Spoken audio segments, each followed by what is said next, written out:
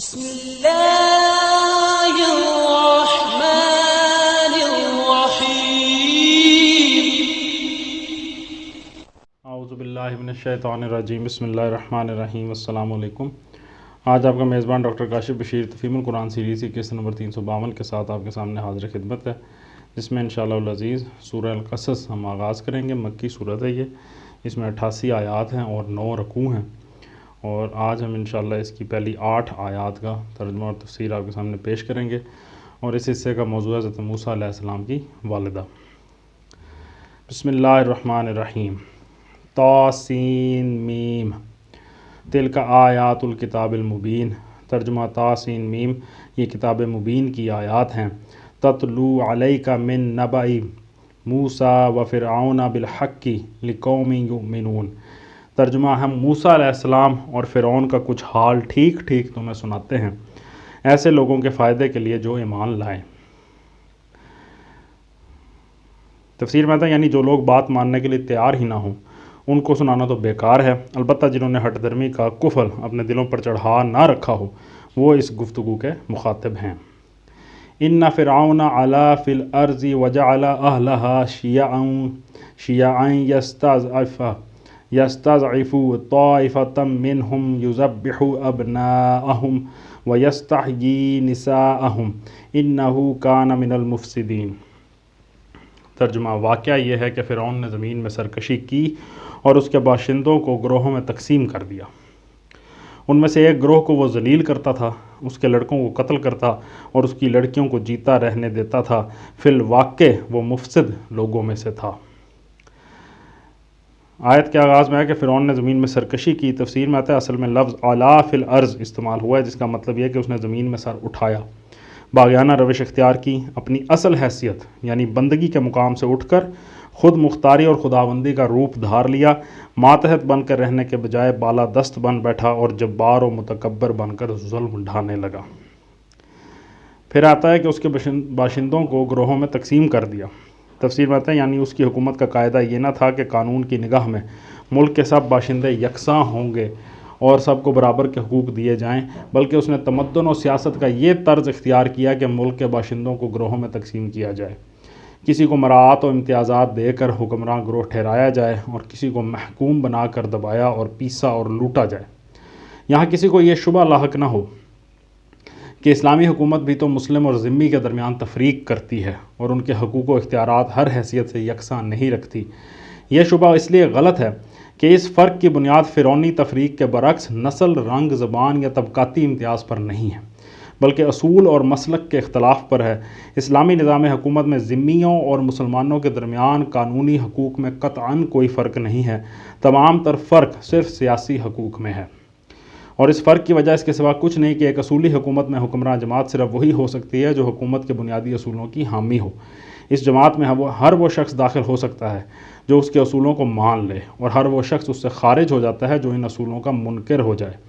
آخر اس تفریق میں اور اس فرعونی طرز تفریق میں کیا وجہ مشابہت ہے جس کی بنا پر محکوم نسل کا کوئی فرد کبھی حکمراں گروہ میں شامل نہیں ہو سکتا، جس میں محکوم نسل کے لوگوں کو سیاسی اور قانونی حقوق تو درکنار بنیادی انسانی حقوق بھی حاصل نہیں ہوتے، حتیٰ کہ زندہ رہنے کا حق بھی ان سے چھین لیا جاتا ہے، جس میں محکوموں کے لیے کسی حق کی بھی کوئی ضمانت نہیں ہوتی۔ تمام فوائد و منافع اور حسنات و درجات صرف حکمران قوم کے لیے مختص ہوتے ہیں، اور یہ مخصوص حقوق صرف اسی شخص کو حاصل ہوتے ہیں جو حکمران قوم میں پیدا ہو جائے۔ آیت کے آخر میں آیا ان میں سے ایک گروہ کو وہ ذلیل کرتا تھا، اس کے لڑکوں کو قتل کرتا اور اس کی لڑکیوں کو جیتا رہنے دیتا تھا۔ اس حوالے سے تفسیر میں آتا ہے کہ بائبل میں اس کی جو تشریح ملتی ہے وہ یہ ہے کہ تب مصر میں ایک نیا بادشاہ ہوا جو یوسف کو نہیں جانتا تھا، اور اس نے اپنی قوم کے لوگوں سے کہا کہ دیکھو اسرائیلی ہم سے زیادہ اور قوی ہو گئے ہیں، سو آؤ ہم ان کے ساتھ حکمت سے پیش آئیں، ایسا نہ ہو کہ جب وہ اور زیادہ ہو جائیں اور اس وقت جنگ چھڑ جائے تو وہ ہمارے دشمنوں سے مل کر ہم سے لڑیں اور ملک سے نکل جائیں۔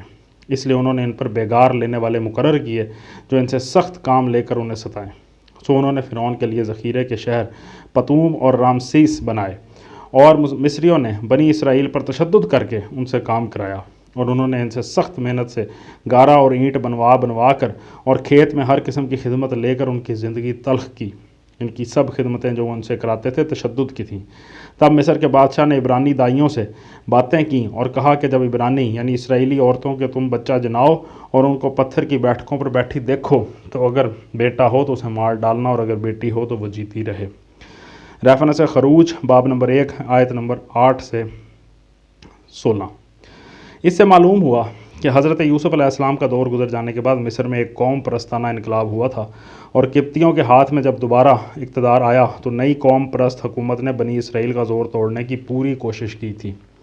اس سلسلے میں صرف اتنے ہی پر اکتفا نہ کیا گیا کہ اسرائیلیوں کو ذلیل و خوار کیا جاتا اور انہیں ادنا درجے کی خدمات کے لیے مخصوص کر لیا جاتا، بلکہ اس سے آگے بڑھ کر یہ پالیسی اختیار کی گئی کہ بنی اسرائیل کی تعداد گھٹائی جائے اور ان کے لڑکوں کو قتل کر کے صرف ان کی لڑکیوں کو زندہ رہنے دیا جائے، تاکہ رفتہ رفتہ ان کی عورتیں قبطیوں کے تصرف میں آتی جائیں اور ان سے اسرائیل کے بجائے قبطی نسل پیدا ہو۔ تلمود اس کی مزید تفصیل یہ دیتی ہے کہ حضرت یوسف علیہ السلام کی وفات پر 1 صدی سے کچھ زیادہ مدت گزر جانے کے بعد یہ انقلاب ہوا تھا۔ وہ بتاتی ہے کہ نئی قوم پرست حکومت نے پہلے تو بنی اسرائیل کو ان کی زرخیز زمینوں اور ان کے مکانات اور جائیدادوں سے محروم کیا، پھر انہیں حکومت کے تمام مناصب سے بے دخل کیا، اور اس کے بعد بھی جب قبطی حکمرانوں نے محسوس کیا کہ بنی اسرائیل اور ان کے ہم مذہب مصری کافی طاقتور ہیں تو انہوں نے اسرائیلیوں کو ذلیل و خوار کرنا شروع کیا اور ان سے سخت محنت کے کام قلیل معاوضوں پر یا بلا معاوضہ لینے لگے۔ یہ تفسیر ہے قرآن کے اس بیان کی کہ مصر کی آبادی کے ایک گروہ کو وہ ذلیل کرتا تھا، اور سورہ بقرہ میں اللہ تعالیٰ کے اس ارشاد کی کہ آل فرعون بنی اسرائیل کو سخت عذاب دیتے تھے۔ مگر بائبل اور قرآن دونوں اس ذکر سے خالی ہیں کہ فرعون سے کسی نجومی نے یہ کہا تھا کہ بنی اسرائیل میں ایک لڑکا پیدا ہونے والا ہے جس کے ہاتھوں فرعونی اقتدار کا تختہ الٹ جائے گا، اور اسی خطرے کو روکنے کے لیے فرعون نے اسرائیل کے لڑکوں کو قتل کرنے کا حکم دیا تھا۔ یہ فرعون نے کوئی خوفناک خواب دیکھا تھا، اور اس کی تعبیر یہ دی گئی تھی کہ ایک لڑکا بنی اسرائیل میں ایسا اور ایسا پیدا ہونے والا ہے۔ یہ افسانہ تلمود اور دوسری اسرائیلی روایات سے ہمارے مفسرین نے نقل کیا ہے۔ اس حوالے سے دیکھا جا سکتا ہے جویش انسائکلوپیڈیا مضمون ہے موسیٰ دا تلمود سلیکشنز میں پیج نمبر 123-24۔ وَنُرِيدُ أَن نَّمُنَّ عَلَى الَّذِينَ اسْتُضْعِفُوا فِي الْأَرْضِ وَنَجْعَلَهُمْ أَئِمَّةً وَنَجْعَلَهُمُ الْوَارِثِينَ۔ ترجمہ: اور ہم یہ ارادہ رکھتے تھے کہ مہربانی کریں ان لوگوں پر جو زمین میں ذلیل کر کے رکھے گئے تھے، اور انہیں پیشوا بنا دیں اور انہی کو وارث بنائیں۔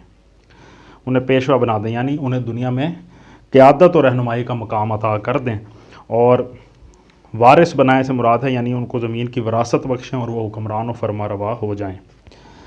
وَنُمَكِّنْ لَهُمْ فِي الْأَرْضِ وَنُرِيَ فِرْعَوْنَ وَهَامَانَ وَجُنُودَهُمَا مِنْهُمْ مَا كَانُوا يَحْذَرُونَ۔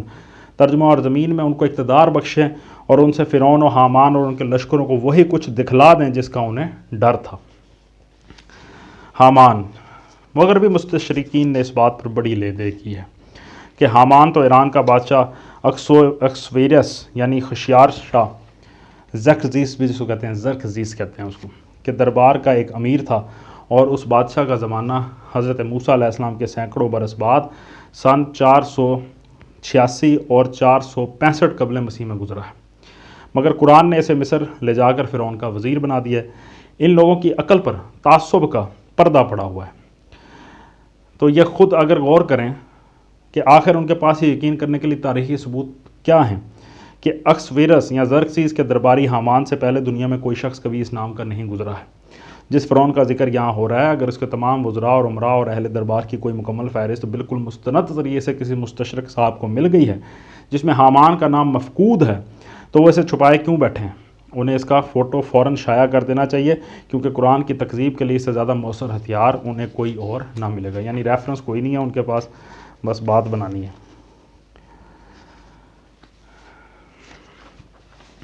وَأَوْحَيْنَا إِلَىٰ أُمِّ مُوسَىٰ أَنْ أَرْضِعِيهِ فَإِذَا خِفْتِ عَلَيْهِ فَأَلْقِيهِ فِي الْيَمِّ وَلَا تَخَافِي وَلَا تَحْزَنِي إِنَّا رَادُّوهُ إِلَيْكِ وَجَاعِلُوهُ مِنَ الْمُرْسَلِينَ۔ ترجمہ: ہم نے موسیٰ علیہ السلام کی ماں کو اشارہ کیا کہ اس کو دودھ پلا، پھر جب تجھے اس کی جان کا خطرہ ہو تو اسے دریا میں ڈال دے، اور کچھ خوف اور غم نہ کر، ہم اسے تیرے ہی پاس واپس لے آئیں گے اور اس کو پیغمبروں میں شامل کریں گے۔ ہم نے موسیٰ کی ماں کو اشارہ کیا۔ تفسیر میں آتا ہے بیچ میں یہ ذکر چھوڑ دیا گیا ہے کہ انہی حالات میں ایک اسرائیلی والدین کے ہاں وہ بچہ پیدا ہو گیا جس کو دنیا نے موسیٰ علیہ السلام کے نام سے جانا۔ بائبل اور تلمود کے بیان کے مطابق یہ خاندان حضرت یعقوب علیہ السلام کے بیٹے لاوی کی اولاد میں سے تھا۔ حضرت موسیٰ علیہ السلام کے والد کا نام ان دونوں کتابوں میں عمران بتایا گیا ہے۔ قرآن اسی کا تلفظ عمران کرتا ہے۔ موسیٰ علیہ السلام کی پیدائش سے پہلے ان کے ہاں 2 بچے ہو چکے تھے۔ سب سے بڑی لڑکی مریم یا مریم نامی تھیں جن کا ذکر آگے آ رہا ہے۔ ان سے چھوٹے حضرت ہارون علیہ السلام تھے۔ غالباً یہ فیصلہ کہ بنی اسرائیل کے ہاں جو بیٹا پیدا ہوا اسے قتل کر دیا جائے حضرت ہارون علیہ السلام کی پیدائش کے زمانے میں نہیں ہوا تھا، اس لیے وہ بچ گئے۔ پھر یہ قانون جاری ہوا اور اس خوفناک زمانے میں تیسرے بچے کی پیدائش ہوئی۔ آیت کے آخر میں آتا ہے کہ اور اس کو ہم پیغمبروں میں شامل کریں گے۔ تفسیر میں آتا ہے یعنی پیدا ہوتے ہی دریا میں ڈال دینے کا حکم نہ تھا، بلکہ ارشاد یہ ہوا کہ جب تک خطرہ نہ ہو بچے کو دودھ پلاتی رہو۔ جب راز فاش ہوتا نظر آئے اور اندیشہ ہو کہ بچے کی آواز سن کر یا اور کسی طرح دشمنوں کو اس کی پیدائش کا علم ہو جائے گا یا خود بنی اسرائیل ہی میں سے کوئی کمینہ آدمی مخبری کر بیٹھے گا تو بے خوف و خطر اسے ایک تابوت میں رکھ کر دریا میں ڈال دینا۔ بائبل کا بیان ہے کہ پیدائش کے بعد 3 مہینے تک حضرت موسیٰ علیہ السلام کی والدہ ان کو چھپائے رہیں۔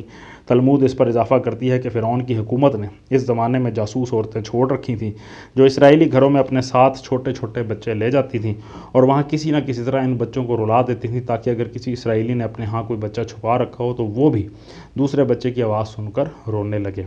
اس نئے طرز جاسوسی سے حضرت موسیٰ علیہ السلام کی والدہ پریشان ہو گئی اور انہوں نے اپنے بچے کی جان بچانے کے لیے پیدائش کے 3 مہینے بعد اسے دریا میں ڈال دیا۔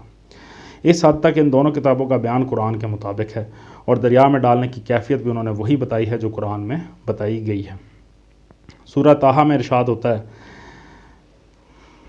کہ بچے کو ایک تابوت میں رکھ کر دریا میں ڈال دے۔ اسی کی تائید بائبل اور تلمود بھی کرتی ہے۔ ان کا بیان ہے کہ حضرت موسیٰ کی والدہ نے سرکنڈوں کا ایک ٹوکرا بنایا اور اسے چکنی مٹی اور رال سے لیپ کر پانی سے محفوظ کر دیا، پھر اس میں حضرت موسیٰ علیہ السلام کو لٹا کر دریائے نیل میں ڈال دیا۔ لیکن سب سے بڑی بات جو قرآن میں بیان کی گئی ہے اس کا کوئی ذکر اسرائیلی روایات میں نہیں ہے، یعنی یہ کہ حضرت موسیٰ علیہ السلام کی والدہ نے یہ کام اللہ تعالیٰ کے اشارے پر کیا تھا اور اللہ تعالیٰ نے پہلے ہی ان کو یہ اطمینان دلا دیا تھا کہ اس طریقے پر عمل کرنے میں نہ صرف یہ کہ تمہارے بچے کی جان کو کوئی خطرہ نہیں ہے بلکہ ہم بچے کو تمہارے پاس ہی پلٹا لائیں گے اور یہ کہ تمہارا یہ بچہ آگے چل کر ہمارا رسول ہونے والا ہے۔ فَالْتَقَطَهُ آلُ فِرْعَوْنَ لِيَكُونَ لَهُمْ عَدُوًّا وَحَزَنًا إِنَّ فِرْعَوْنَ وَهَامَانَ وَجُنُودَهُمَا كَانُوا خَاطِئِينَ۔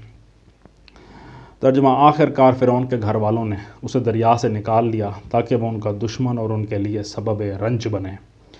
واقعی فرعون اور حامان اور ان کے لشکر اپنی تدبیر میں بڑے غلط کار تھے۔ تفسیر میں آتا ہے یہ ان کا مقصد نہ تھا بلکہ ان کے اس فعل کا انجام مقدر تھا۔